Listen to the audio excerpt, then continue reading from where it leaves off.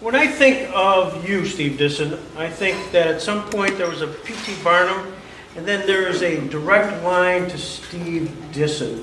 Because I don't know of anybody who has more energy, more connections than you. And that's just a prelude to the fact of how did you become you?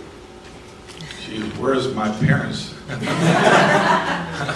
I'm sure they'd have a lot to say about that one, but it's kind of funny coming from Greg Peterson, don't you think, Mr. Energy here, Mr. Local Energy. So, you know, I think the most important thing that I always felt about my job and also about life is my favorite word is, it's a P word. Anyone have any ideas? Anyone yell it out? Passion. You know, be a passionate person, have passion about what you're doing, and you know, if you really think about it, when you're working, you spend more hours working than you do anything else during the course of the day. And I like to say, well, that's during the course of a weekday, but for those who know me, and my nickname given to me by Scott Hamilton of 24/7, there's no such thing as a non-work day. But you know, if you love what you're doing, it's easy to do. You know, you look forward to getting up each morning, and you look forward to jamming everything you in. And I always thought that if I'm going to do something, whatever I decide to do, that it should be something that I really feel passionate about. And you know, for those of you who follow skating, and for those of you who have been in the sport, you know, one of the great things about it, there's some really great people involved. The skaters are really wonderful people, and the people involved in the production side and behind the scenes, they're just nice people to work with. So it's always nice to work with great people. And you know, I take, you know, great pleasure in, because I'm not, you can tell by looking at me, I'm not a skater. Like some other people have been involved, like the Dick Buttons of the world who went on and became in the promotional parts of the world. But I did it because I happened to, you know, love the sport, and never skated in my life. You know, never once got on skates, and that won't change. But something about falling as a big guy on the ice just didn't register well with me, but always enjoyed watching it. I mean, I'm a very competitive, not good, but competitive tennis player, so I love having someone put it all on the line for 3 minutes, 4 minutes, you know, and just, you know, I just remember vividly watching as a youngster. I like to say I watched Carolyn Hayes, but just missed by a little bit, no. But I watched, you know, remember watching Peggy and Dorothy, and of course I think really registered me the Battle of the Bryans. That was, to me, was one of great moments in sports, and watched the two of them both skate so wonderfully, and how competitive, you know, it was all for that long skate and how close it was. It just said, isn't this a wonderful sport to watch? So that was the longest answer of a non-answer that you've got, but I think that I came from good working class parents who were, you know, my dad was not wealthy, but he worked very hard, and you know, was very self-motivated, and instilled in me a good work ethic, and very loving parents, and nothing was given to me for free. I always had to work for whatever I did, and I just felt that always through my life, that, you know, you're always motivated by certain goals. So part of mine was that I always wanted to do something that I enjoy doing. I always, you know, I guess the other two things I had was I always wanted to feel that that when I passed away, that some people, that I touched some people, they would remember me, that there was something that I did that made them smile, something that I did that made them laugh, something to do that when I left, that there would be a little part of me. So hopefully in Jamestown they'll remember these great shows that I brought their way, and just to you know, it was just great in this day and age when there's so many crazy things going on, just to do something that will make people happy, you know, and bring joy to their life. So that's what I try to do in the shows, and I think for all of you, hopefully, who are going to the show tonight, this is this should be, I think, the best of the three spectaculars. We have an incredible cast, and lots of treats that we can talk about later that you're going to see that you didn't see the last 2 years. So it's a very special night. It's very easy to use the word spectacular, but this is the only show that I use the word spectacular. So it's not like you know, other shows or family skating tribute holiday show, but this is a spectacular because it's the only show of its kind. I mean, where you put the best skaters and the best gymnasts, and then music, and then have all these special things. I mean, where else could you have an event where you have a skater and a gymnast dress up as Lucille Ball and Desi Arnaz, I Love Lucy number. And where else can you do it but Jamestown, New York, right? Oh, did you want to say something? Okay. So. This reminds me, I gotta tell you a quick vignette. Because I'm looking at these notes and there's some really difficult questions. Yeah, you see, this is the filibuster. Okay. You know, because he makes people smile. It's a very good thing. And I did my own homework today. As you know, I'm not shy about doing interviews, and one of them was with Michael Weiss just a few minutes ago. And he asked me to ask you to explain the word absolute. Oh, I was going to say, might mean that former commentator of our shows. No, Michael Weiss, it was funny because we were talking here with Hayes and Carol asked me, because I used to be in the representation business and represented people. My first client was Arthur Ashe and Stan Smith. I represented Michael Jordan and a lot of tennis players and skaters and basketball players, but I haven't represented skaters for a long time, except two exceptions. One of them was Michael Weiss, who actually met his wife Lisa first and said, all these bad people, all these people have done a terrible job. Can you please help out Michael? And he lives right in the Washington, D.C. area. And I met the families first, actually, before I met Michael. Just great families on both sides. And I said, you know what, I'll tell you what, I won't be his agent or his manager. I'll just be an advisor.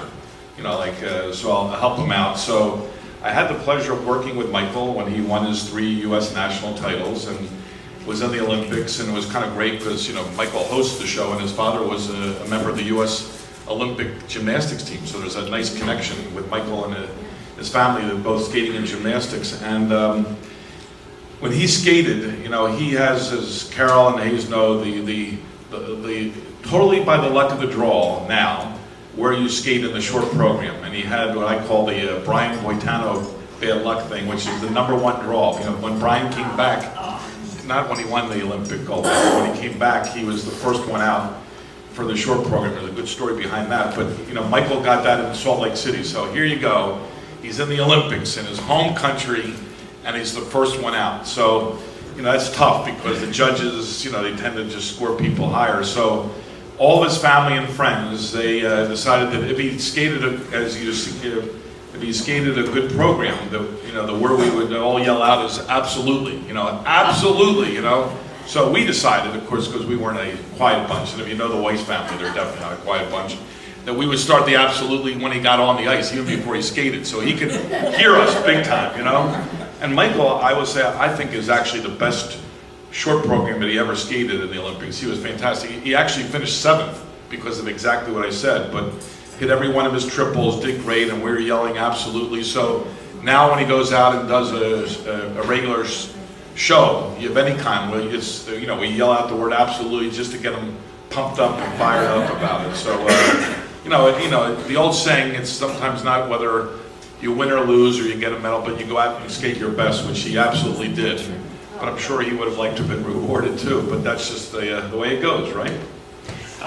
So in addition, talking to Steve Cousins today, we worked your guys pretty well, and both of them said that one of your unique characteristics is not only, and I've seen this in action, I never put a tag on it, but you use every form of social media there is. So you may text saying, call me, and then 2 seconds later you call them, and then the next thing you know, you send them an email, and then the next thing, so there's 4 or 5, it says, you're really looking for that opportunity for when there's another social media you can add on to. Now, I don't know, you care to comment on that? Well, obviously not true. No. Innocent, proving guilty. No. Hayes and Carol, it was my lovely wife Cheryl, who was here last year but got caught in that horrendous snowstorm and said, why did you tell me to come to Jamestown? And why do we fly on a little prop plane from New Jersey during the snowstorm in Buffalo, and never let me forget about that moment. But my lovely wife Cheryl threw a surprise roast. I call it a birthday party. It was not really a birthday party, and it was really at Nationals this last season, and I was surprised, really shocked with the turnout of great skating people. But then I realized the reason they were all there was because it was a roast. all had a chance to rip me, about, 24/7, never stops emailing you, calling you, texting you, and even Hayes, who I hardly knew, got up and had something to say, like, what are you bothering us for all the time, But everyone had something to. Obviously, he showed up tonight. Everyone, so I have a. I have one of my other traits is that I don't like to put off tomorrow what I can get done today, and I do respond to every single call, every single email I get right away, because I think it's just a matter of respect. Even if you have to say, is it okay if I get back to you tomorrow? Well, everyone doesn't share that same philosophy with me. So a lot of times when they see the number, they just click, they don't answer, and they say, oh, not Steve again, what does he want now? So, I'll let them know that I know that they're on, that they know it's me. So, see, I know when I call them, they're just not picking up. I know when I text them, when everyone gets a text, they instantly get it, so they know it's there, but they don't respond. So I just want them to know that no matter how they try to hide from me, that eventually I'm going to get them. So the philosophy I have is that if you reach out to them so many times, eventually you say, all right, I'll get back to them and get it over with. So that's the philosophy. But it's usually to tell them some, some good news or important news, or, someone needs an answer that I feel like I owe them an answer to. And but it's certainly a reputation of someone who will do whatever it takes to eventually wear you down and get a hold of you. Mm-hmm. Yes. So. Mm-hmm. Roger. Indeed, that's very true. So in your early days, I just look at all. Excuse me, you have to understand when he goes to Roger, he's saying that because, normally when you get married and someone gives a toast, right? Toast, it begins with T, not R. Toast. They have something nice to say. Well, when I got married, Roger gave a roast. And usually it's That's very Roger right there. Usually it's very short, because you want to get on and you want to have a good time with your new wife and bride dancing. 45 minutes later, Roger's still up there. Everyone's rip-roaring and laughing and saying, "Oh my gosh!" And he had friends give their little stories, and it was. The only thing good about it was we had a videographer who who screwed it up, and we don't have it on videotape. So Roger emailed me a copy the next day just in case I wanted to be reminded. This is about you tonight. Okay. I'm just pointing that out why he said Roger. Go ahead. You started off really as far as these spectacles, working with the networks, with skating. I mean, it seemed like the early ones were sort of something for the skaters to showcase outside of the competition. Well, I really started doing my sports involvement. Really started in doing tennis. So I did and basketball. So tennis, I did these tennis events all over the world. I brought tennis to different countries and did a lot of special events, like because I felt like people, I wanted to do something different. So instead of just having a regular tournament, I created new events where you had top players playing one another. I did the mixed doubles way back. If you remember when Jimmy Connors and Chris Evert, who were a couple at one time way back, played John Lloyd and Chris Evert Lloyd. Actually, when they played the Austins, the two, Tracy and her brother, they played the top 4 players in the world in Japan. And I brought the NBA. We represented basketball players, so I brought the NBA for the first time to Europe, to Japan, to the Far East. And then when it came time to skating, when you looked at if you looked at the scenario when I was involved, there were so many competitions going on. Maybe at one point, too many competitions. But you had the eligible and the professional, and some that you didn't know which was which. And I just thought there was an opportunity, and I thought that the opportunity, to me, figure skating. Well, I love the competition, but I thought there was a lot of people involved. To me, figure skating, one of the joys of it's really entertainment. And so I always looked at figure skating as a means of entertainment. And I thought it would be great to do shows. One of the things, if you wanted to put a little knock on the thing, you would say, hey, when they do a season, the skaters do the same exact numbers in every single thing you see them do. So I said, wouldn't it be fun to see skaters doing original numbers, and also to do it with live music, and have it be thematic. So I started doing these shows, which were made for TV specials, and we actually, the first one I did was interesting enough. was an event called the Sudafed Skating and Gymnastics Spectacular in Vail, Colorado. It was actually a symphony of sport, but it was this event way back in 1989. And that led from that event, meeting people like Bart and Nadia and Brian Boitano, and from that, I did with Brian a whole series of events. We did Skating Romance 1, 2, and 3. We did the Brian Boitano Skating Spectacular. There's where I got that word from. But we did that over the years. I met Bart and Nadia. We did Superstars of Gymnastics, and we did all these special events. And so that from that one event, which is really this event, where it originated in Vail, Colorado, is where I met all these great people. You know, Bart and Nadia were actually performing in the show, and because of that relationship that started way back then and continues today, I've kept them involved as the host of the show, which is great because they're still so much a part of it. And Brian, you know, people talk about Jimmy Connors and Andre Agassi still playing tennis at a late age of 40. Here's Brian, who's 50 years old, and he's still out there doing his triples, and it's amazing. So. I wanted to do something different in the sport to kind of showcase the artistic side of the sport, and also to have people get a chance to see the skaters doing numbers that they don't do all the time, and also to do a special where you get to know the personalities behind it.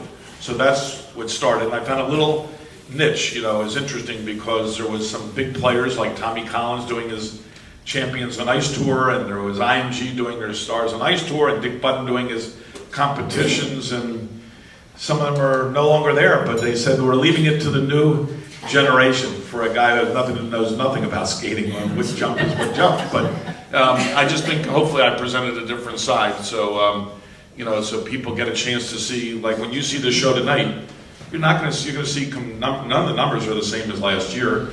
And the numbers aren't going to be the same that you've seen from any other show. They're all original numbers. So I think it makes it extra special for the people in the audience.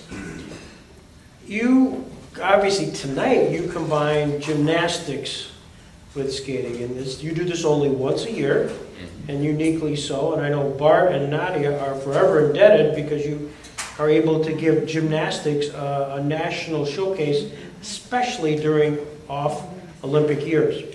Yeah, well, we used to do some more shows when they were performing that showcase the sport. I mean, right now, you see them when they have these gymnastics competitions. There's no music involved, you know, so it's just quick routines, and it doesn't really give you a chance necessarily to get to know the personalities. And there's some wonderful people that we've showcased in this event, and this is the first year that I've not had a Lucan in my show. We had Nastia Lucan's father first, that showed about back, and then Nastia every year, and kind of passing the torch. But she said, "Don't worry, when I have a daughter, she'll be in one of your shows." I said, "I'm still doing this." There's something wrong with that picture, but you know, tonight you're going to see. I'll point out two things you're going to see, which is great for you, because you may not know this name yet, but you will come the next Olympics in Rio. You're going to see, first of all, this young female gymnast named Simone Biles, who, of course, people will know Gabby Douglas. They would have known her if she was in our show, which was great 2 years ago, but they wouldn't have known her if she won the Olympic gold medal, and she won the all-around. But just to kind of put it in perspective, Simone Biles, who's like 16 years old, has been in 2 world championships, and she's already won 6 gold medals, 9 medals, more than any other American gymnast. And no one has won that many. She won 4 this year in the World Championships. She's like a little dynamite and pistol, and she's totally dominated the sport. I mean, you'll be surprised when you see her how tiny she is, but she's built like a tank. And she's incredible. And she's an incredible person and incredible athlete. So this is great. This is her first ever special event. First ever. I mean, she's only done competition. So this thing is all new to her, and I think she's taking it all in and loving it. She's got her family, her parents and her sister here to see her for the first time. But it's great because we're going to give people in the show a chance, especially on television, to see her as a person with interviews and backstage stuff with her, which is great. And then you've got the 3 top American male gymnasts who finished 1, 2, 3, which is a first for us to get all 3. And you'll see the guys do things, again, that you normally don't see. You know, all 5 of the guys up on the high bars at the same time, and in the rings without their shirts, trying to out-macho each other and doing fun and crazy things. But that's great. It's part of the thing that makes it so much fun. And you'll see a lot of stuff with the female skaters and the male gymnasts, which is, this is the only chance that they really get to see each other or get to know each other. And I think there's a lot of respect for each other. They're both, premier sports in the different Olympics, one summer, one winter, but they're also very artistic. There's a lot of commonalities between the two sports, but they don't ever get a chance to really see each other. But they know in Jamestown, New York, every year, there's going to be a fun get-together. And boy, when you let them loose after the show tonight at this post party, it's different. It's not like one of these things where you get a bunch of athletes together and they maybe have some drinks. It's like a dance party where they all dance with one another. It's just a fun celebration for all of them that they look forward to. So it's great. So that's the Try to get that ticket. Good luck. So I mean,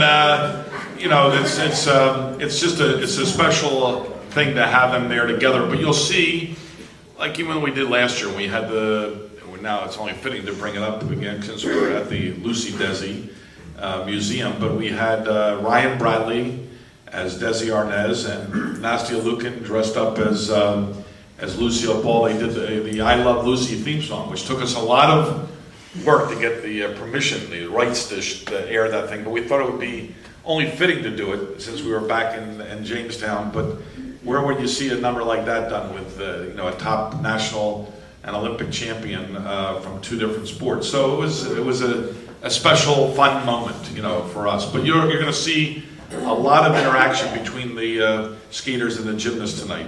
Not only performing at the same time, but performing with each other at the same time. I have the rights to the Robert H. Jackson theme song already. I want you to know that.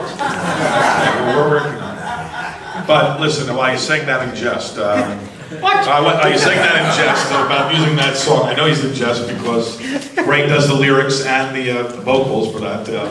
We actually took the time out, and this is one of the nice things, because when we do these events, it's usually we're in the arena, we're back at the hotel, we don't get a chance to go out in the community, and this is really one of the big exceptions to the rule in Jamestown. So, we've been here 3 years, and 3 years we've had our private pre-night, cast party, touring the Lucy-Desi thing, getting them a chance to be on the set, and right here in this Tropicana Lounge, we've had our dinner party. Thanks to Greg and Cindy, we appreciate you hosting that.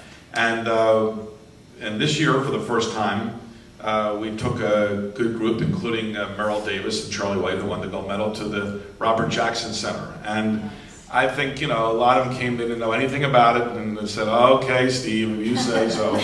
But when they got there, I mean, we couldn't get them to stop asking questions. It was fascinating to them, and it was really a moving experience. And they're all telling everyone else that they all should have, whoever wasn't there, that they should have gone, because it's something special. People talk about a small town, our city, being lucky to get this show. What about being fortunate to have the Lucy-Desi Museum and the Robert Jackson Center in your city? So you should be really proud of that, much more proud than hosting our show. So to me, that's a pleasure that we have in terms of being here and getting a chance. And I never lose interest coming back to this place, because there's always something new that you haven't read about or seen on the tube that's going on. So it's a real thrill. Tell them just briefly what you've done the last month and what you will be doing the next couple of weeks, just to get a sense of your energy level. Well, I drove 7.5 hours of Rochester. That was probably the most tiring thing I did. And we did a beautiful skating move on the highway, like a 360. And we did feel good about the fact as cars drove by, there was 10s, few 9s, people coming. Alligator Forest near Cape. But talk about a cultural weather change. Our last event, we just came from an event in Brazil, in Sao Paulo, Brazil, where it was 90 degrees. It's this time of year is their summertime, so we had 18 skaters, 2 from this show, Elvis Dolcoy and Alyssa Cisney, but we had Brian Boitano and Ilya Kulik and Katya Gordey. We had an all-star cast. And we had for the first time one of our shows in Sao Paulo, Brazil. We did 3 shows. We had 18,000 people, which was really exciting then. And we had a fantastic time. No one knew what to expect. And of course, tonight, if people whistle, that means they're not happy. They're going to be ticked off. The more whistling you get, the better it is. And they like the number they whistle. So, it was really easy to determine right away which numbers were their favorites. The louder the whistle, the longer the whistle, the happier they were. But it was really great. We went to Brazil. This is something I've been working on for a long time. The last time they've had like Disney on Ice or Holiday on Ice, but not an event like this since 1993, so it's been a long time. They had Stars on Ice back then. And part of our reason for going there is because they have the Olympics, and just anything that's kind of Olympic nature, whether it's summer or winter Olympic sports. We're planning to bring down a gymnastics show too. It was called Superstars of Skating, and we had 9 skaters from the Americas, which is from Canada all the way down to a Brazilian skater, which was great, who's training in Washington now, and the rest of the world. And we had them kind of divvied up in 2 teams, and it was really fun. So it was really a special experience because no one knew what to expect, and it was so well received, and it was televised. They've already invited us back, which is really great, and talking about bringing us to Rio's and Buenos Aires. But I said, come on, we'd rather be in Jamestown than but we're hoping it's going to be in June, so because it's kind of crazy the season. Because he asked where you're going, so from there came back, and we have this week. We actually have this in this I guess 8-day time period. We have 3 shows that we're taping for ABC. So we're here this Saturday, and of course our staff has been up here Wednesday through tomorrow morning when immediately they leave to go on to Bloomington, Illinois, where we have a unique show that we're doing for the first time called Shall We Dance on Ice, which is all ice dancers, led by Merrill and Charlie, who you'll see tonight. But 8 ice dance teams, no pairs, no men, solos, and with them, 5 of the top dancers from Dancing with the Stars, and So You Think You Can Dance. So we have actually secretly, because I know this isn't taped wrong, we have Max and Merrill are going to be in the show and dancing for the first time together, and Charlie and Sharna. So we're going to have the dancers dance, the skaters skate, but also them doing things together. And we have this great young artist, Bella Thorne, who's a Disney artist who's been in movies that many of you have seen, Blended or Arthur's The Terrible, Horrible Day, or whatever it was called, in the show. And then we go right from there for a Saturday show. That's on Tuesday night. On Saturday we have a show in Las Vegas. It's a Valentine's Day special that's going to feature a band called OAR. So we've got 3 shows in 8 days. So that's why anyone who's working with me is saying, you may want to do this, Steve, but why us? And just when you think you're done, we go. Actually, my staff goes from Las Vegas to Toronto because this is not too far away. In case any of you are diehard skating enthusiasts, we're doing for the first time a theater show in Toronto for 3 weeks. It opens December 24. It's called Blades on Stage, and it's going to star 2 of the skaters who are in the show tonight, Elvis Stokoe and Shaylin Bourne. And it's an all-Canadian cast, and it's a Broadway-themed music. Broadway first act, Holiday second act, but it's going to be at the Princess Wales Theater, and we're bringing, thanks to Willie B. Tech, portable ice tank in, and it's going to be on stage. That's never happened before in Canada. It's happened before in the U.S., and it's the same person who does the Royal Caribbean cruise ships. But so we're there through January 11th. So it's a busy, hectic time. But hey, Toronto, Las Vegas, Jamestown, maybe not Brazil, but only going to the best places. So anyway, for any of you who are really, it's not that too far. I think a drive, although I think it took Kurt Browning 11.5 hours to drive in the snow the other day, wasn't it? It was ridiculous, huh? He was not coming from Toronto. Oh, really? Coming further. Oh, okay, but it looks like the weather is clear. I don't want you to think that I'm not looking at all of you, but I'm looking outside and saying, stay clear, no thunder, no snowstorm. So, we should have a sold out crowd tonight, so that'll be good. But I hope it's a sold out and enthusiastic crowd. So, you know, one of the nice things, everything you've done, you showcased incredible athleticism in the form of skaters, in the form of gymnasts, and now your next venture is beach volleyball.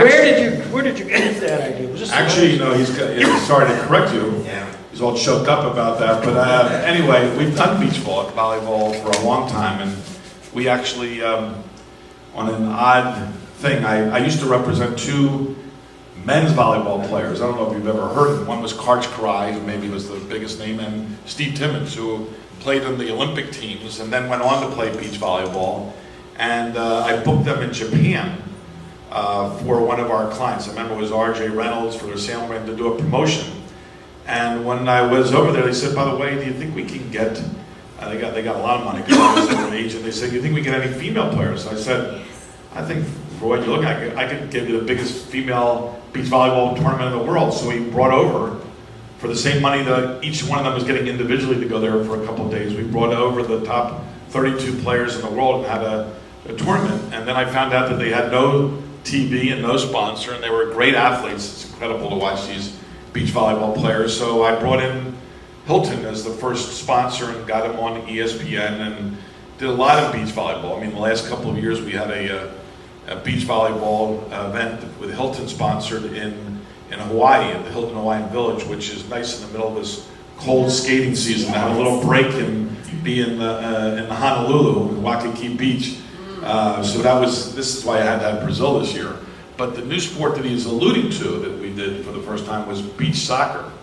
So yes, soccer on the beach, and we had the U.S. and Brazilian national teams, men's teams, play a head-to-head at the Hard Rock in casino in Hollywood, Florida, near Miami and Fort Lauderdale. And first ever event that was on TV in the United States, and it was fantastic. And we had a great crowd, and it was a close event. And we're planning on bringing back with now 4 teams from that country and doing other events, because we're looking for, just as I looked for beach volleyball, which was probably like 10 years ago, a new sport, you're looking for the next, what could be the next new sport that people would be interested in. You know, you saw what happened in the last Summer Olympics, how beach volleyball, it was kind of elevated to be in the prime time group with swimming and track and field and gymnastics, because I think everyone likes watching these good-looking athletes in their bathing suits, and they're incredible athletes. So we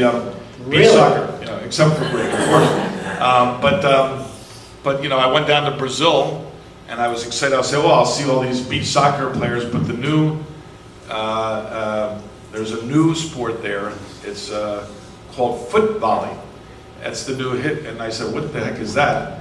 And I went out and looked at it. So on the beaches in Rio de Janeiro, because there's not enough, it takes up too much room if you have beach soccer, they wouldn't allow beach soccer because it takes up too much room. So the soccer players made up a new sport called, what I just told you, where they can only, it's volleyball, but you can only get it over the net with your feet. So the only thing you're allowed to use is your feet. You can block it with your chest, and it was, I mean, incredible. So you saw a big gathering. That means there was a famous soccer player playing there. I mean, just the thought of playing beach volleyball and getting it over the net with your feet was incredible. But you know, who knows if that'll become a new up and coming sport in the States. But you're looking for, you know, new ideas of things that might catch on and you know, be popular. So it was beach. That was the sport. But beach soccer is one that I think it's great because, you know, if you watch a soccer game, unlike these skating and gymnastics spectacular where there's exciting things happening in every number all the time, you can go to a soccer event and it could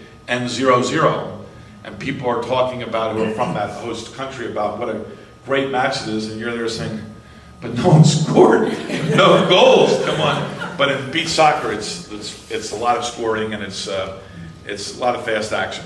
You've been at this for almost 40 years. Now we have just a few minutes. So I'm 39, right? So we just have a few minutes because they really want to go to your show. And, so do I. Funniest thing that happened to Steve Disson.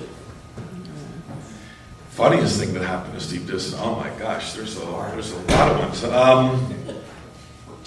Well, okay, so we have only albums in this room, right? So Jimmy Connors, who I represented. You know, everyone talks about how great it was when he turned 40 at the U.S. Open.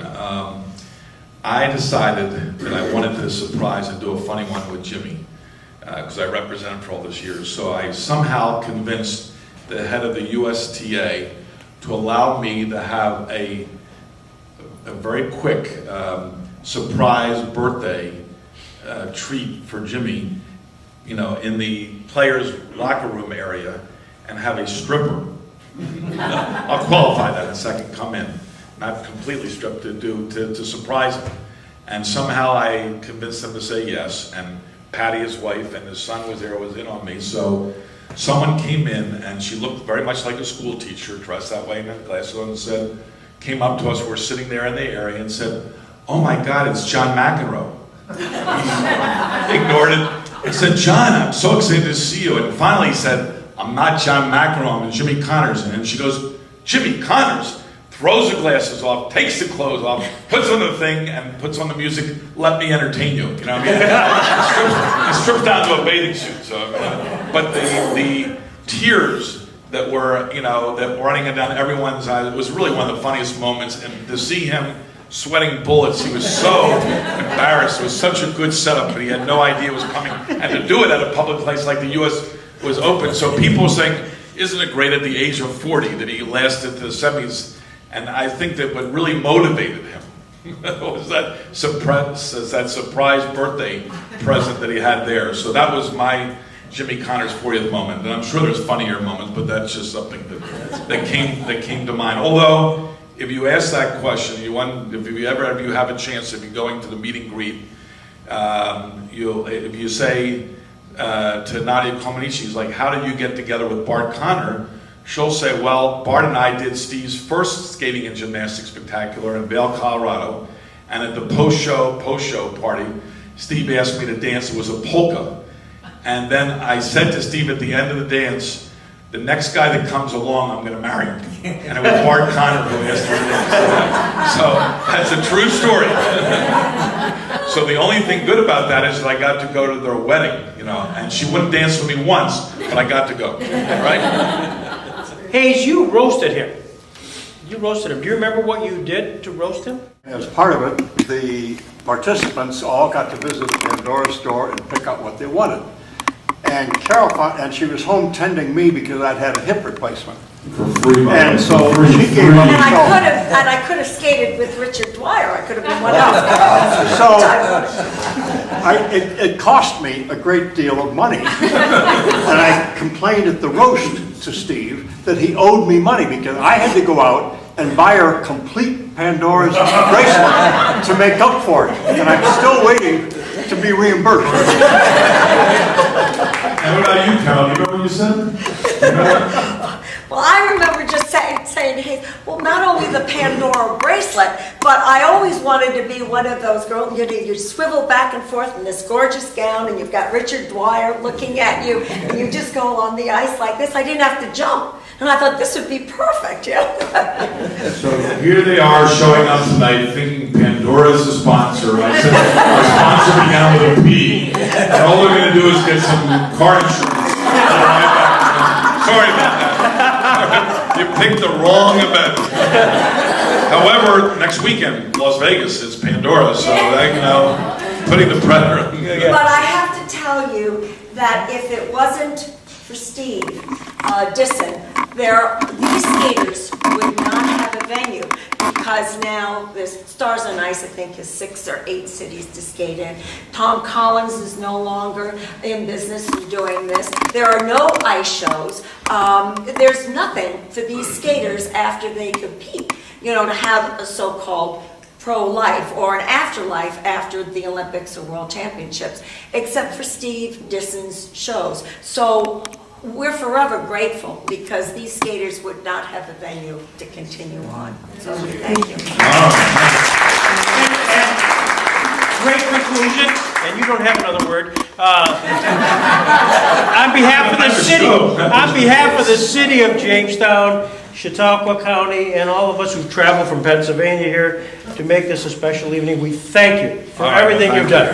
Thank you, everyone, for coming tonight.